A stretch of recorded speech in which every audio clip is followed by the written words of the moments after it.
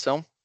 Nessa live eu estou junto com o Guilherme Benites, que é consultor da Previ-Bayer, consultor de investimentos da Previ-Bayer, olha não só a Previ-Bayer, mas diversas outras fundações, sócio-diretor da Aditus Consultoria, e também com o Thiago Bellodi, que é o nosso gestor. Então, a gente vai conduzir aqui essa apresentação. Sem mais delongas aí, e agradeço àqueles que puderem ficar um pouco mais de tempo, e se alguém puder ir aceitando essas pessoas que estão chegando, porque vai me ajudar enquanto eu estou subindo uma apresentação. Pode deixar comigo aqui, Castro. Obrigado.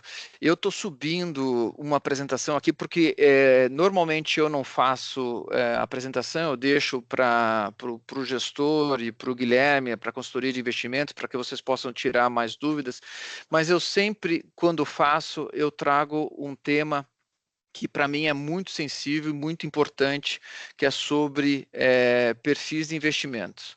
Então, perfil de investimento é um ponto bem sensível para o nosso plano. Eu estou ouvindo um áudio, se vocês puderem deixar no mudo, vocês vão me ajudar também. Me confirme se vocês estão vendo minha apresentação. Sim. Mas aí está no modo... na verdade, a Cássio, está no modo apresentador. Talvez está no modo apresentador. Se você conseguisse, quando eu não consigo resolver esse problema, Cássio, eu transformo ele em PDF e subo em PDF, que não, aí vai tranquilamente. Vocês estão vendo aqui. A gente está vendo aquela sua tela várias, sabe? Exibir configurações ali no meio. Ali você conseguiria mudar para o modo normal. Então, talvez eu faça assim. Eu tiro aqui. Desconectando o cabo também vai funcionar.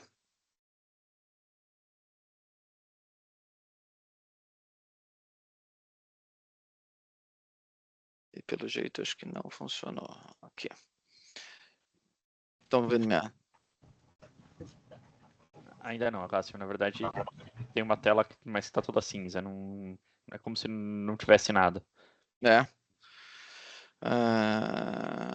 Admitir. Não muda nada aí? Não.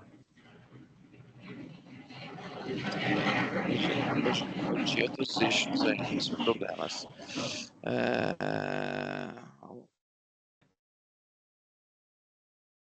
Mas vocês não estão vendo nem minha tela?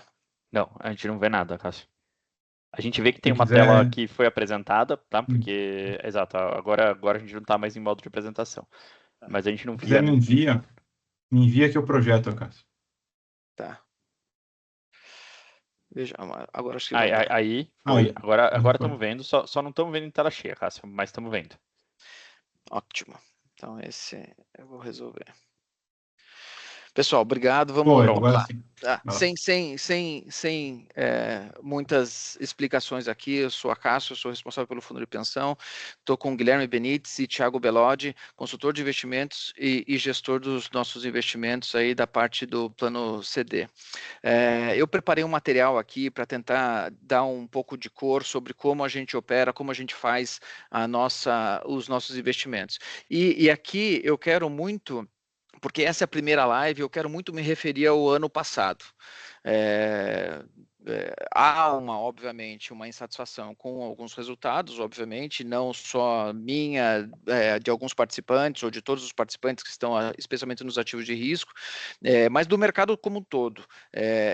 Não é um privilégio nosso, mas eu quero entrar um pouquinho nesse detalhe com vocês. Primeiro, eu queria passar sobre a perspectiva de processo de investimentos na Previ-Bayer, sem muitas delongas pelo tempo aqui.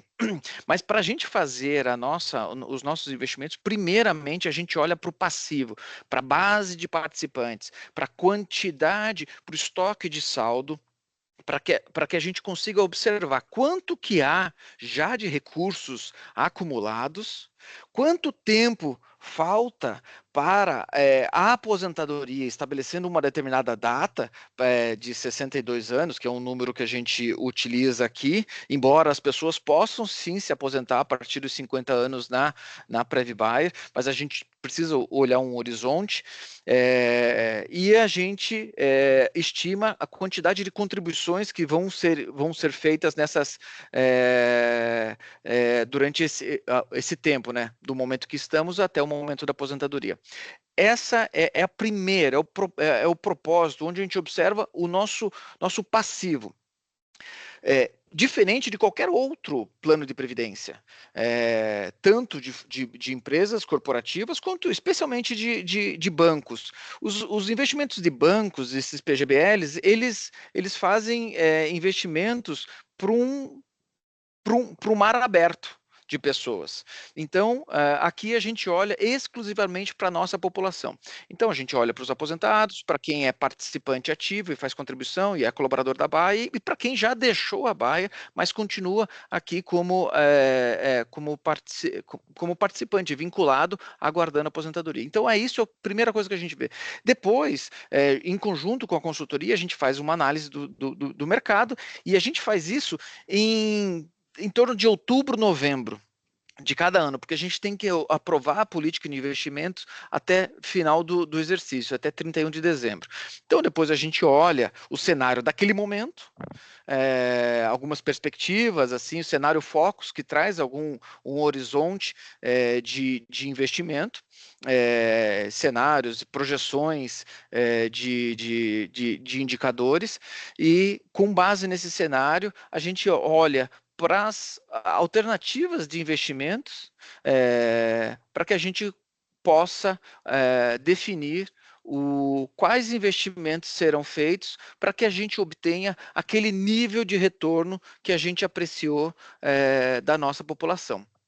Porque para que a gente possa estabelecer o nosso nível de benefício, né, o pagamento de uma aposentadoria, a gente faz algumas premissas aqui e estabelece qual que é o retorno necessário, considerando a contribuição do participante, 5% de contribuição do participante e 200% de contrapartida da empresa. É isso que a gente faz. Então, as pessoas que fazem uma contribuição menor do que 5%, essas não atingirão o benefício que a gente espera. As pessoas que não ficam todo o tempo necessário dentro do plano, e às vezes não é nenhuma decisão da pessoa, às vezes é uma decisão, às vezes da empresa que desliga, enfim, também não vão atingir, e as pessoas que porventura esteja num perfil errado, ou seja, e o perfil errado é em relação à sua expectativa de aposentadoria. Então, se você vai se aposentar nos próximos 5 anos, mas você está num perfil agressivo, que tem um horizonte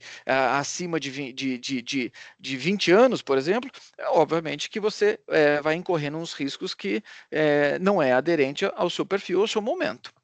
Então, isso aqui é um pouco de cor sobre o nosso processo. Ele é um processo que a gente repete todos os anos, embora a política tenha um horizonte de 60 meses.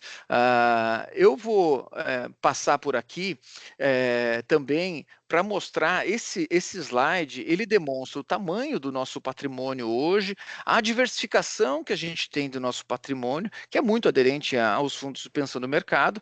Eu trago aqui os 4 perfis de investimentos que a gente tem, o total de patrimônio que a gente tem em cada um desses perfis. Isso aqui a gente vem demonstrando mensalmente no nosso site. A gente coloca todas essas lâminas de resultado, e aqui tem uma tabela que mostra os resultados de 12, 24, 36 e 60 meses.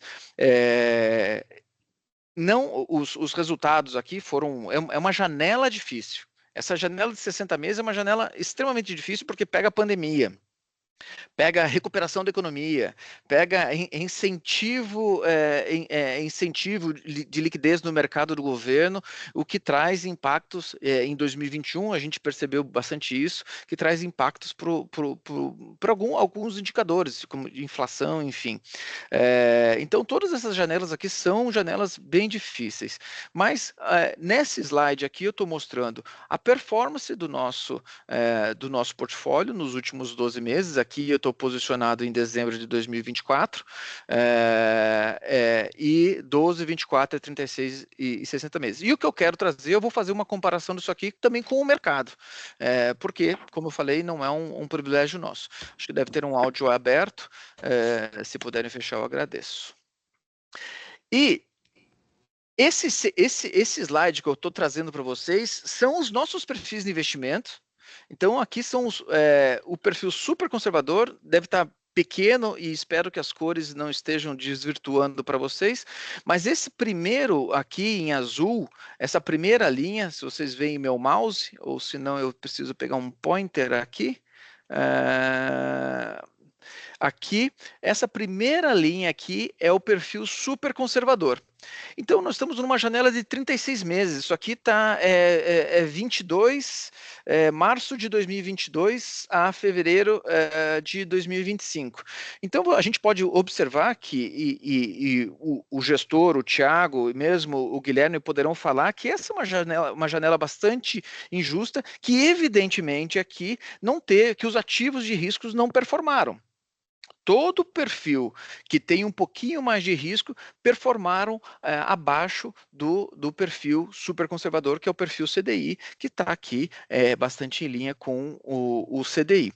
Então, este perfil em azul aqui, que é o perfil mais previsível, e quando a gente fala sobre o perfil previsível, veja que é uma linha praticamente reta, porque ele vai acumular mensalmente o CDI.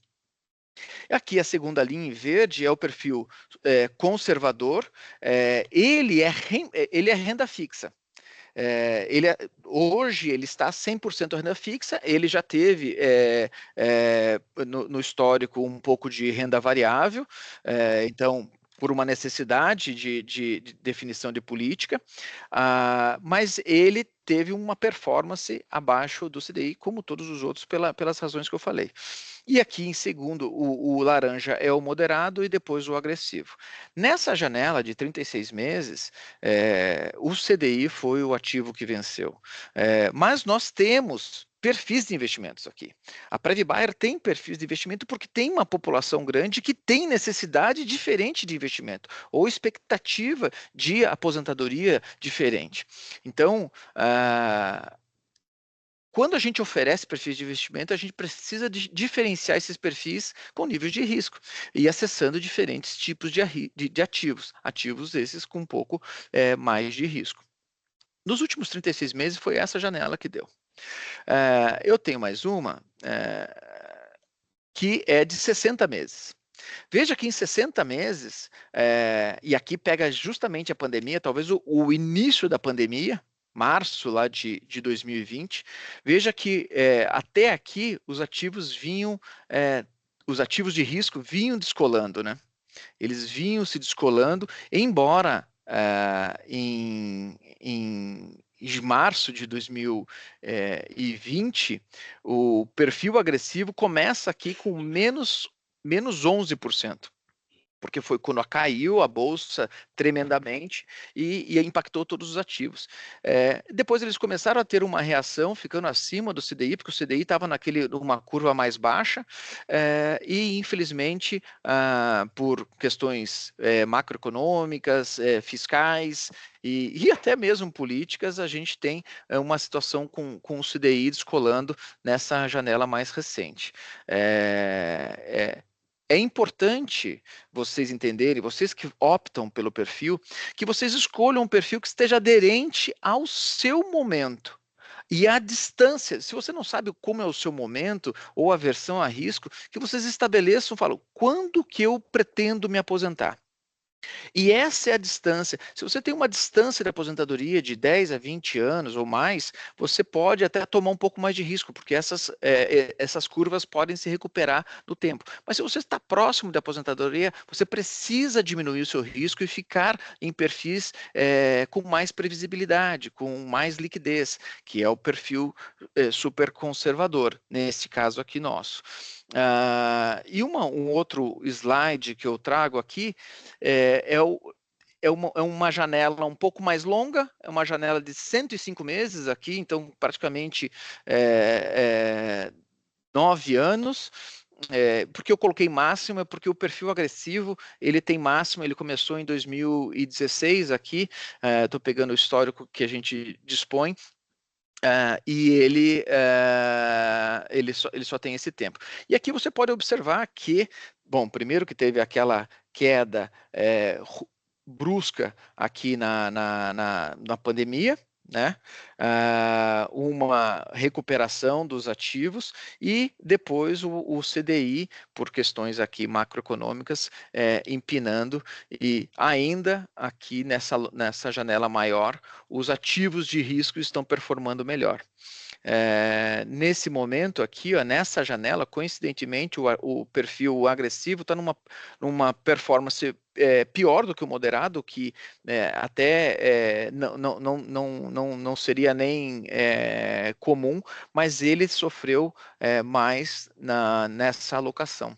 Aqui ó, teve quedas desde de agosto, que os ativos de risco performaram ainda pior, então no acumulado o perfil moderado ficou melhor. Mas independente do perfil, aqui eu só estou mostrando como eles se comportam, o importante é que vocês não fiquem. O pior do que não definir um perfil adequado ao seu horizonte é ficar mudando de perfil, operando o perfil. Ou seja, quando você tem consciência, um conhecimento macroeconômico, algum conhecimento sobre político também, quando mudanças de governo, você fazer um posicionamento até um pouco mais longevo, eu acho que é uma possibilidade que o plano oferece. Mas o que eu observo, que nos últimos 3 anos, tem pessoas que mudaram 4 vezes de perfil. E uma pessoa que muda nos últimos 3 anos, que permitiria 6 alterações, ela mudou 4, é uma pessoa que ainda não identificou o seu perfil e está apostando sempre olhando para o retrovisor. Aqui, essa janela está um pouco maior e um pouco mais confusa. Eu vou tentar explicar para vocês, reconhecendo que esse gráfico não está um pouco mais confuso. Esse aqui, eu estou pegando a mesma tela de 36 meses, e adicionando participantes.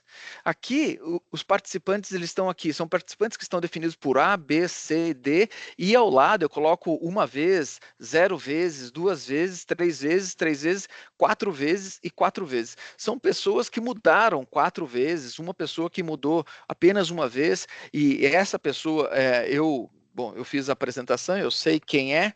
Essa pessoa aqui, ela até fez um movimento bem interessante. Em 2022, essa pessoa estava num perfil moderado e ela veio para um perfil mais conservador. E segurou. Então, ela ficou aqui com essa posição. E esse é um exemplo de mudança que dá certo.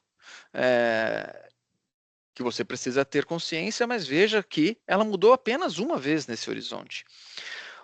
Outros participantes aqui, esse participante não mudou nenhuma vez, essa linha rosa. Essa linha rosa, ela está exatamente igual à linha roxa que está embaixo. Vocês não estão vendo a linha roxa porque ela está exatamente igual, então ela replica porque é o perfil moderado.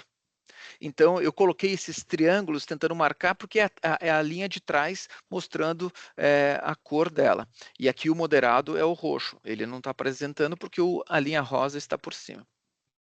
A linha turquesa, não sei se aparece na mesma cor para vocês, veja que esse participante, ele era agressivo, vermelho, e ele estava vindo junto com o agressivo o tempo inteiro.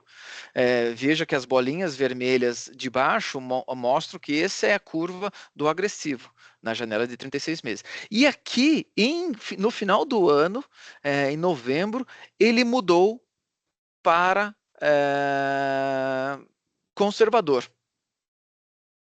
Ele mudou para conservador. E veja que aqui ele descolou um pouco do moderado. Deu certo, né? Na verdade, ele mudou até em dezembro. Aqui, eu acho que é dezembro. Né? Dezembro aqui, que queda. Não, ele mudou acho que em novembro mesmo. Em dezembro, teve uma queda grande do perfil agressivo. E em janeiro, teve um rally. O gestor, o Thiago até usou essa expressão numa reunião nossa, dizendo foi um período de férias do Congresso, não teve grandes notícias, e não tendo grandes notícias já foi uma boa notícia.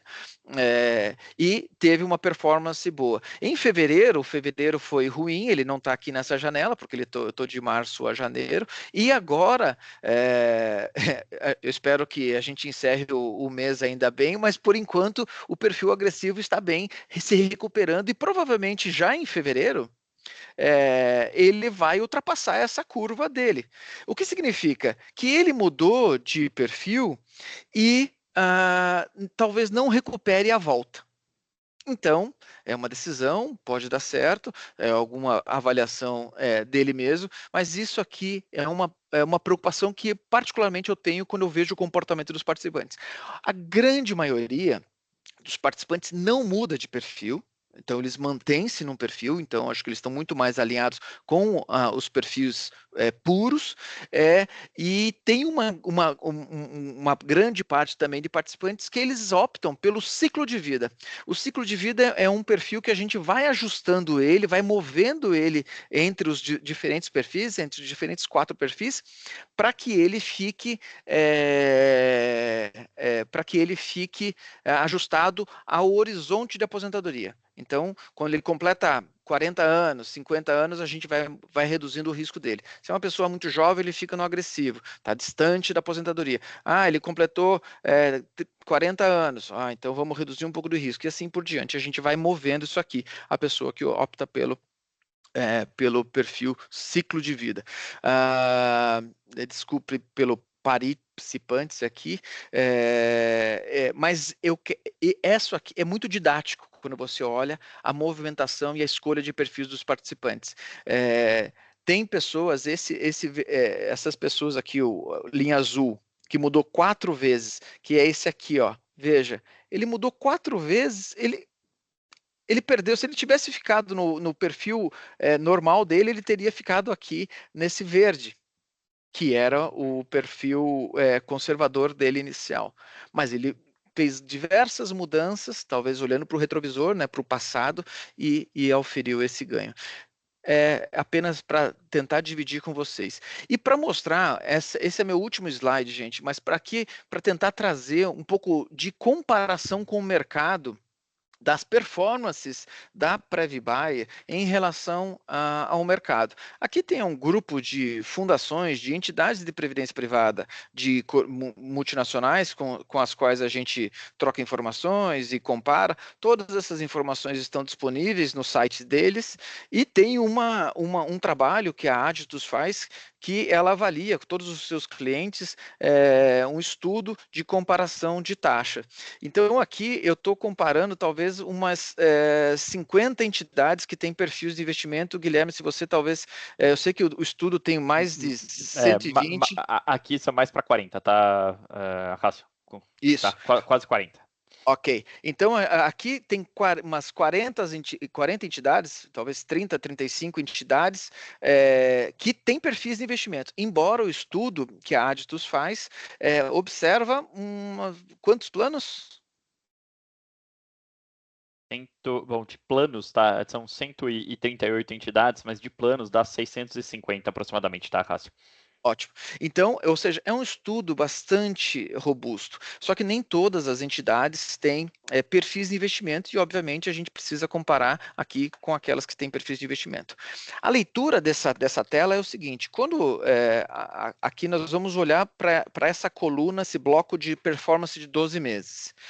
Aqui a Prevbuy teve 10,80, que ficou em linha com o CDI. O conservador foi, acho que o nosso pior resultado no ano passado, 7,66, e por isso que ele ficou vermelhinho. O melhor resultado do conservador foi 10,70, da média da Aditus de 10,70, mas aqui a Prev GM ficou em 9,65 e a Gebsa Prev, que é da GE, em 10,03.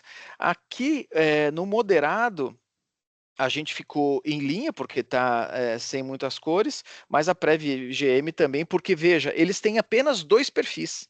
Então, é até injusto fazer essa comparação do moderado, porque, obviamente, eles ficam no intermediário aqui, entre conservador e moderado, deu 9,81. Até talvez esse perfil deveria até ter sido mais um super conservador, né, deles.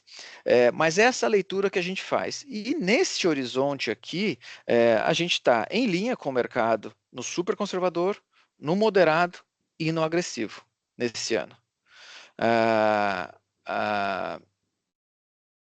E apenas aqui no conservador com um pouco de retorno abaixo. Mas é muito importante, dado que o fundo de pensão tem um horizonte de longo prazo, que olhar essa performance de 60 meses. Então, nos 60 meses, o nosso super conservador é quase o melhor da amostra. O nosso conservador, ainda em vermelho aqui, acho que com uma contribuição bastante grande dos últimos anos, ele até é um dos melhores. Ele fica nessa cor porque a Embraer tem um plano que tem uma estratégia de investimentos completamente diferente, que é muito atrelada a um plano BD. Então, por ser um outlier, ele deveria até ter saído dessa amostra. Mas eu deixo aqui para que vocês compreendam que essa é uma estratégia completamente diferente de todas essas outras entidades. E veja que o maior performance aqui foi da visão prévia de 50%, contra 41% e 46%. Então, a gente ainda no conservador fica bem.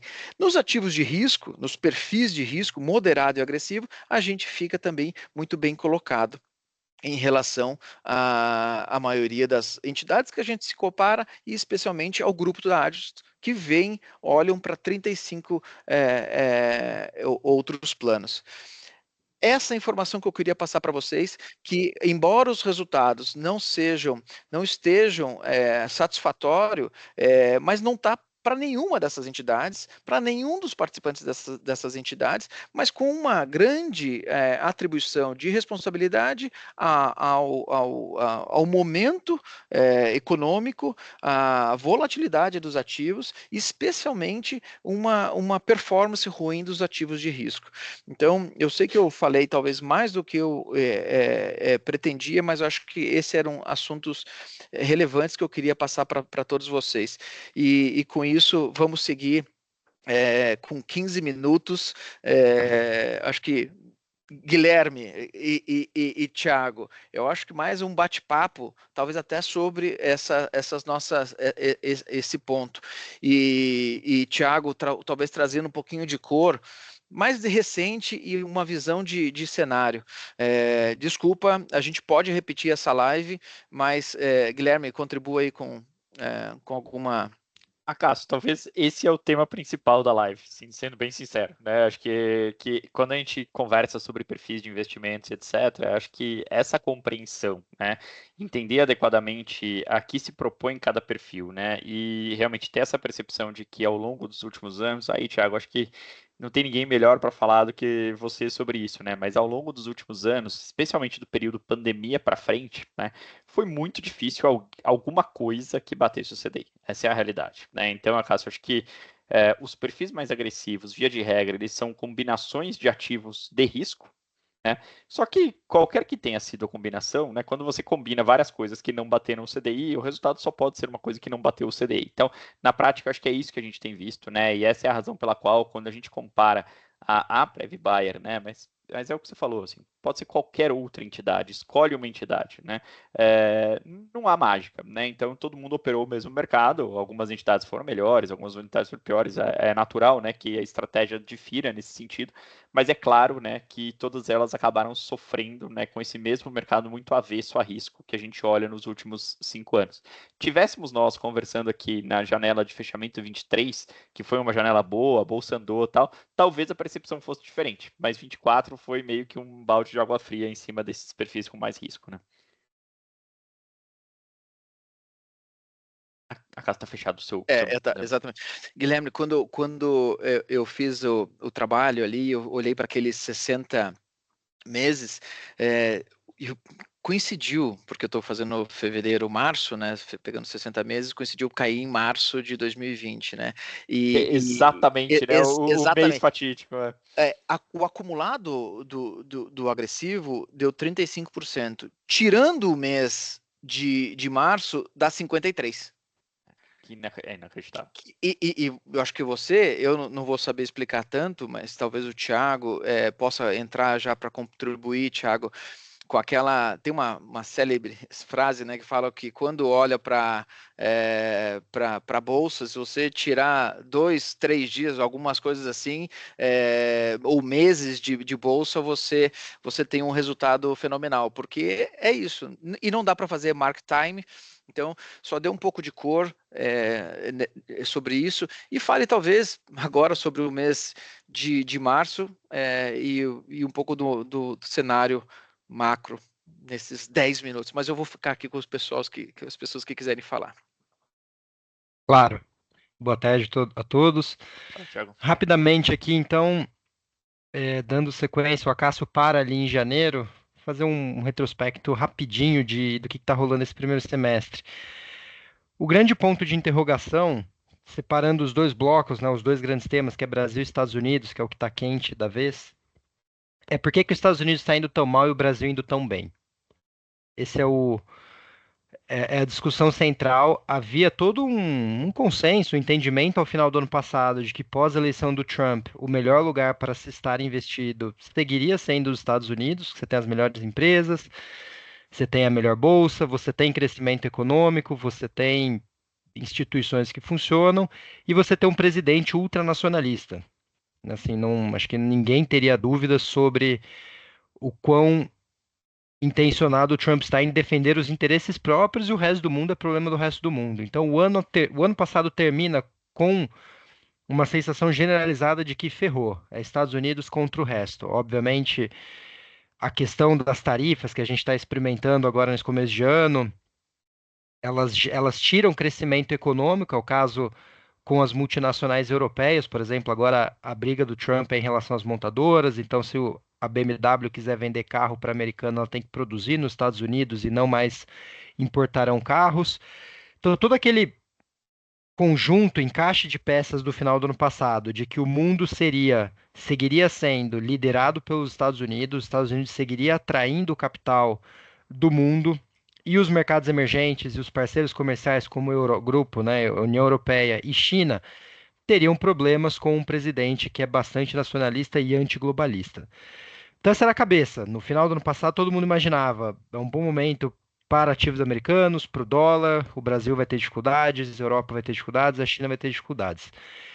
E o que começa mexendo bastante isso tudo é justamente isso aqui. Eu vou mostrar 2 números, slide e gráficos coloridos só para ilustrar.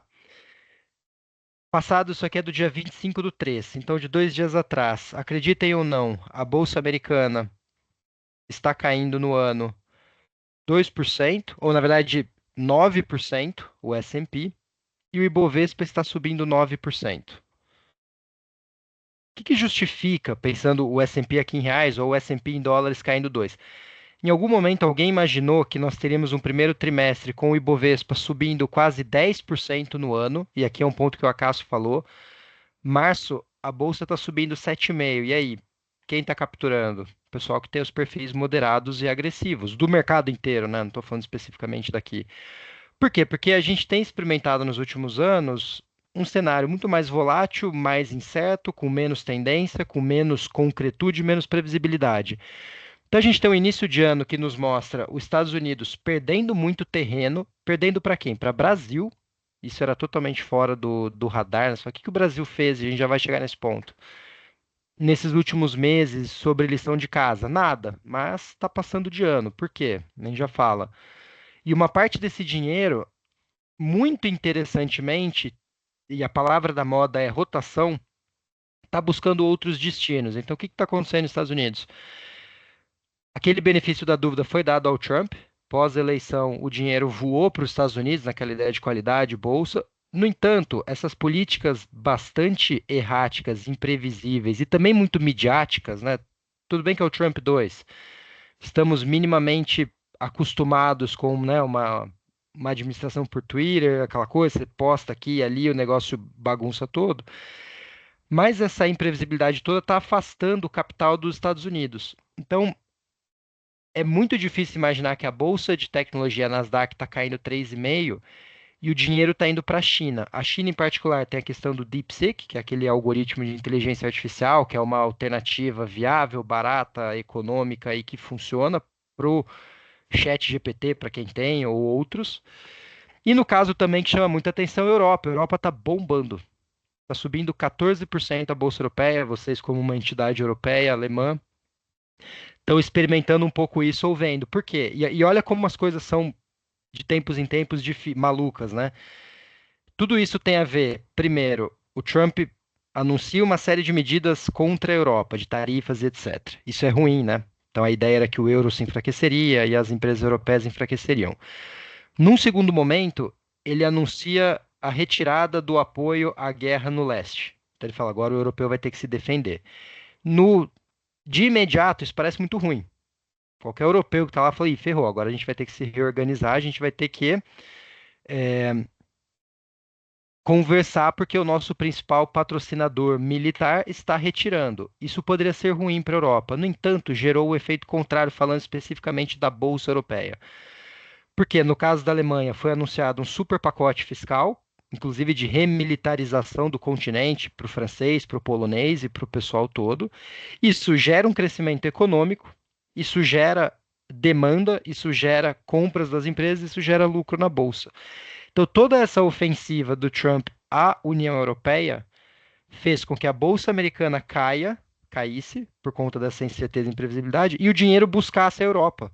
Então, assim, pô, peraí, o cara tá metendo tarifa, tá retirando o apoio militar e a Bolsa Europeia tá bombando. Sim, porque nesse rearranjo, na resposta do europeu, com os pacotes fiscais e medidas para acelerar a remilitarização e crescimento, o capital buscou estas histórias. Então, está saindo dinheiro dos Estados Unidos, entrando na Europa, porque tem essa história de estímulo fiscal, está entrando na China, porque tem essa história de inteligência artificial nova com o tal do DeepSeek, e por incrível que pareça, está entrando no Brasil. Trocou a tela, né? Tá o gráfico de fluxo. Uhum. Isso aqui conta um pouco essa perspectiva que o Acácio mencionou. Olha que pé trocado, né? Novamente, isso aconteceu em 2023, aconteceu em 24, está acontecendo em 25. A linha azul é capital estrangeiro na Bolsa. Entrou até agora 15 bi de reais de capital estrangeiro. Que é o gringo, né? O investidor estrangeiro saindo dos Estados Unidos e realocando capital. Os Estados Unidos foi o grande aspirador de liquidez dos últimos anos. Então o dinheiro está saindo dos Estados Unidos, que está uma confusão política. A gente entende disso, né? E está buscando outros destinos, como eu falei, Europa, China e entrando em Brasil. Qual o problema? O investidor institucional local está saindo. Então, os mesmos 15 bi que entram na bolsa de capital estrangeiro saem de investidores domésticos buscando o CDI, buscando a NTNB e tudo mais. Ou seja, quem está capturando principalmente a alta da bolsa nesse início de ano, óbvio que a gente não está falando do estoque, né? Que tem o estoque de dinheiro. Mas no comprador marginal, quem está curtindo essa alta é o investidor estrangeiro, ao passo que o investidor local tem retirado mês após mês dinheiro da Bolsa Brasileira. Ou seja, quem está de alguma maneira apostando no Brasil, aí depois a gente discute se é um dinheiro de verdade ou um dinheiro especulativo, é o capital estrangeiro, neste quesito de rotação. Uma performance do Brasil de 8% de alta do Ibovespa em março é muito atípico, é uma alta atípica. Porque falando especificamente sobre os nossos problemas, nada mudou. Então a gente teve um bom início de ano com janeiro, com essa calmaria, fevereiro teve uma correção, e março houve essa piora de estabilidade norte-americana, o dinheiro se espalhando pelo mundo, entrando no Brasil, impulsionando a bolsa e criando uma certa sensação de anestesia. Porque realmente as nossas questões fiscais, que é o que mais interessa, o nível da dívida pública, o governo injetando muito dinheiro na economia e forçando um crescimento através da expansão fiscal, é o maior problema do mercado e nós não tivemos nenhum incremento, não houve pacote, não houve medida, não houve nada que pudesse estancar o que é o maior problema. E ainda assim a bolsa sobe 10% no ano. Por quê? Porque o estrangeiro não está olhando tanto na ponta com a mesma preocupação. Então a gente caminha para um fechamento de trimestre mais positivo do que era imaginado ao final do ano passado. É verdade que o final do ano passado também houve um pessimismo exagerado, então as coisas meio que normalizam, né? Você Foi muito, muito vermelho novembro e dezembro e está muito azul janeiro e março. Então, na média, você tem uma cor mais equilibrada. Mas a verdade é que as coisas estão subindo aqui no Brasil. A gente desconfia que não é uma alta muito sustentável, não dá para se animar muito, porque a situação não mudou. Quais são os poréns? O mercado entrou numa de querer antecipar a eleição. É muito cedo. Se fosse o ano eleitoral, beleza. A gente começar a falar de eleição em janeiro, fevereiro. Um ano ainda, 20 meses da eleição, não beleza. Então é muito improvável, muito difícil querer dizer que o Lula está impopular, a popularidade está caindo, ele vai perder a eleição e querer apostar dinheiro nisso. A gente vai ter a hora da eleição, vai chegar, a gente não precisa se precipitar. E a questão fiscal, ela segue sendo um grande problema e a gente não vê, do ponto de vista econômico, o governo voltando atrás ou demonstrando uma preocupação. Ou seja, muito bem, obrigado. O perfil agressivo está bombando esse começo de ano com essa alta da bolsa, recuperando um pouco de terreno perdido no final do ano passado, mas a gente desconfia que é uma alta mais causada por fatores externos, ao passo que o investidor doméstico está todo mundo ainda muito cético, muito desconfiado do que serão esses próximos 20 meses até a eleição. Tem o risco, obviamente, de uma popularidade cadente ao ponto em que o governante sinta-se tentado a gastar mais dinheiro. Aconteceu com o Bolsonaro, acontece com o Lula, acontece com todos os presidentes, aconteceu com o Biden, aconteceu com os europeus. Todo presidente, em vias de perder uma eleição, ou pelo menos vendo uma queda de popularidade, o botão do gasto, vamos expandir o fiscal, ele é muito tentador. E o Brasil tem uma das maiores dívidas públicas comparado aos demais emergentes. Por isso que a nossa curva de juros está extremamente alta. Nós tivemos Copom ontem, mais 1% de alta, e o governo sinalizando que não, o Banco Central sinalizando que não para por aí. Então, as estimativas de Selic entre 15% e 15,5%. É bastante juros, é um juros bastante restritivo para a economia, é um juros que não convida ninguém, né? A gente, como pessoa física, a querer comprar um apartamento agora, querer investir num negócio, as próprias empresas também visualizando taxa de crédito bastante elevada e o governo pagando um nível de juros alto condizente com o seu tamanho da dívida. Então, esse primeiro trimestre ele nos conta várias coisas, como o mercado tomou um olé ali, né, no sentido de que as expectativas do final do ano tomaram outro rumo. Não era razoável pensar ali em novembro, dezembro, fazer uma aposta assim, ó, em março o Ibovespa vai subir 10% e o S&P vai cair 5%. Era muito pouco provável prever isso. Estados Unidos, com 3 meses de Trump, vai estar embicando para baixo. Europa e China, que são os antagônicos, né, comerciais dos Estados Unidos, vão estar bombando. No entanto, é o que está acontecendo. Os próprios perfis, por a gente manter alocações, obviamente a gente vai mexendo no tempo, mas eles têm Bolsa Internacional, têm Bolsa Brasil, têm títulos de dívida brasileira, etc. Foi possível capturar uma parte dessa melhora de Brasil que a gente acredita ser um pouquinho com pouca sustância. Então hoje a gente tem uma atitude talvez até mais defensiva de aproveitar esse momento, pôr um pouco do dinheiro no bolso. Subiu, beleza, vamos recuar um pouquinho e esperar.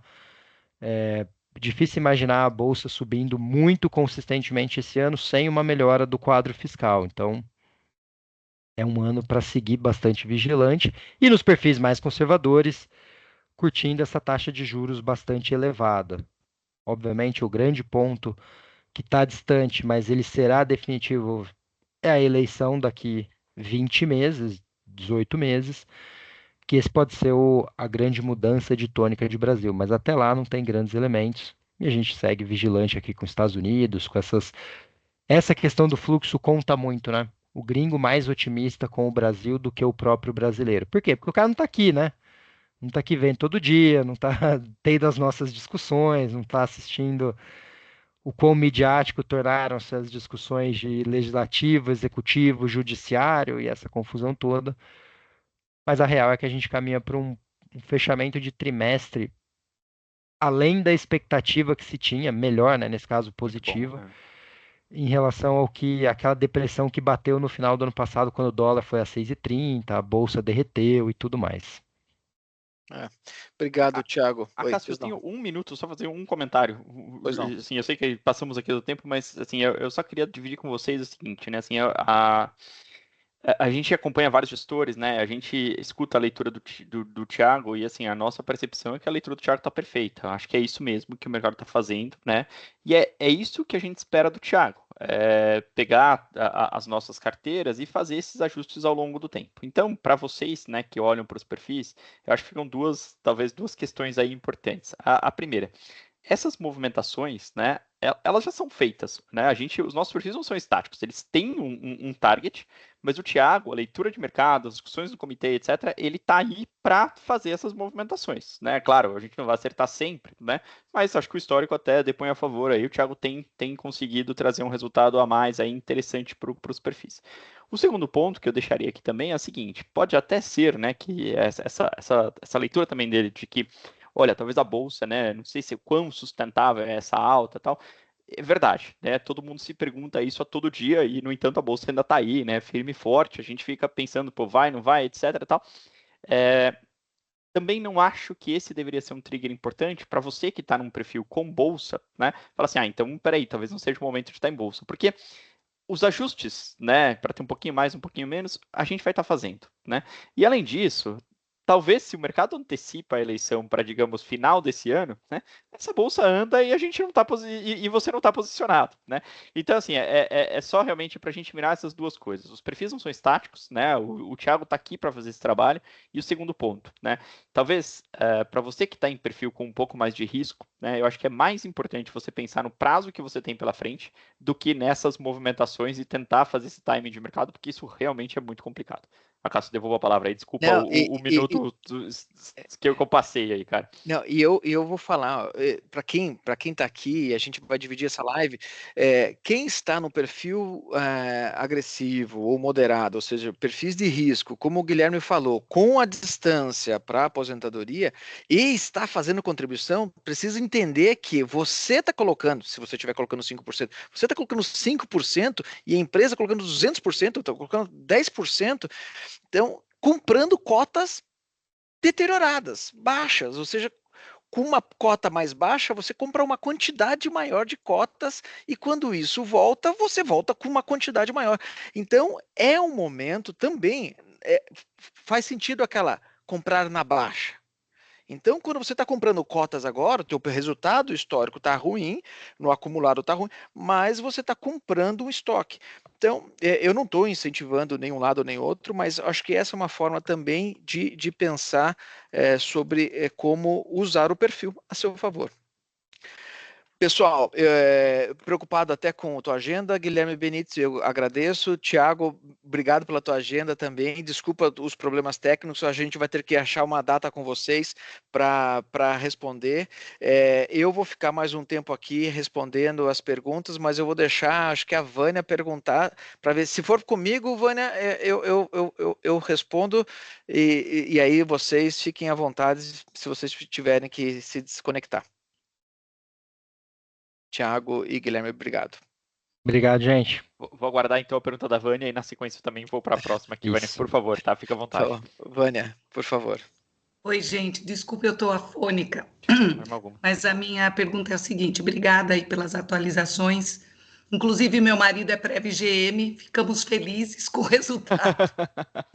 Uma atualização dupla hoje, então, Vânia. Eu nem esperava, né? Foi ótimo. Aqui, ele está feliz também, que ele sempre participa. A minha dúvida é o seguinte, Cássio: eu sempre fui conservadora, eu já exerço. Eu vejo o super conservador olhando e falo, por que eu não vou para lá? Entendeu? Mas eu não sei, porque eu lembro que você falou que se a gente muda, você perde, né? Porque eu estou comprando um ativo mais caro, não é isso? Como é que funciona essa mudança? Eu queria realmente uma orientação. Assim como eu acho que vários têm essa dúvida. Se vale a pena eu migrar, entendeu? Nesse momento agora, como você mesmo colocou. Olha, tá em baixa, tal, porque entrando para o super conservador eu não saio mais, né? A não ser que ele, sei lá. Vânia,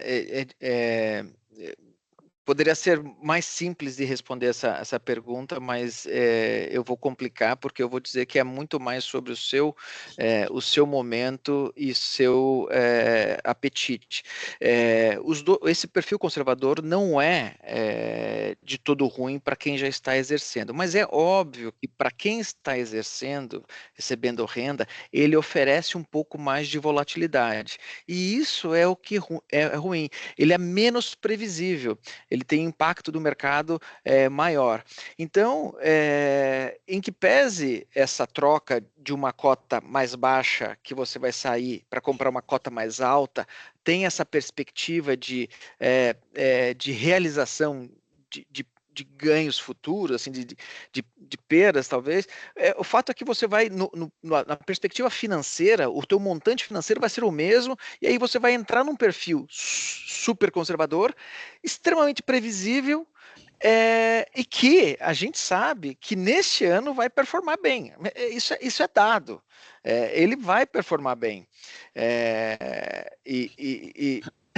A gente, só se tiver aí o Guilherme e Thiago me tirem, mas a princípio esse ano vai performar bem, porque já tem até previsão de outros aumentos da Selic. Tá muito Então, previsível. é muito previsível isso. Essa talvez seja a maior certeza dessa reunião, que o CDI vai ser o melhor ativo nesse ano. A gente não tem um único perfil. Se a gente tivesse um único perfil, tudo bem, mas a gente tem vários perfis porque tem diversos participantes. Então, pense no seu desejo. Se você quer mais previsibilidade, a migração para um superconservador vai fazer sentido. Tá bom? Entendi. E aí acontece aquilo mesmo, eu compro um ativo mais caro. É pouco mais caro, assim, mas o Outra financeiro vai coisa. ser o mesmo. O financeiro vai ser o mesmo. E talvez esse mais caro que você vai comprar, no ano ele vai recuperar. Eu só não posso, primeiro, que a gente não pode Sei. dar orientação e a gente Eu não pode ficar fazendo promessas porque é difícil. Senão eu Eu ia pedir para o Thiago aqui me fazer as promessas, porque ele sim que tem que me prometer. E Pronto, eu Thiago. fico Deveria ter seduzida quando eu saído. olho o super conservador, eu falo, gente, eu tenho que migrar para lá, mas eu estava aguardando um momento do mercado favorável. Então, eu estou entendendo que o mercado agora é favorável porque está em baixa, é isso? Na verdade, eu vou falar uma outra coisa que talvez o Thiago e o Guilherme poderiam falar até melhor. Eu acho que se tiver uma sinalização de um controle fiscal mais adequado, que a gente também não está vendo isso, e uma tranquilidade um pouco melhor do mercado, essas curvas mais longas, elas vão. A curva de juros dos títulos do Tesouro, elas vão diminuir, e acho que daí a gente vai ter algum ganho. Mas define também. quem vai fazer a reunião, que define se Tá, pede ou não para. tá. Eu vou colocar no mudo aqui.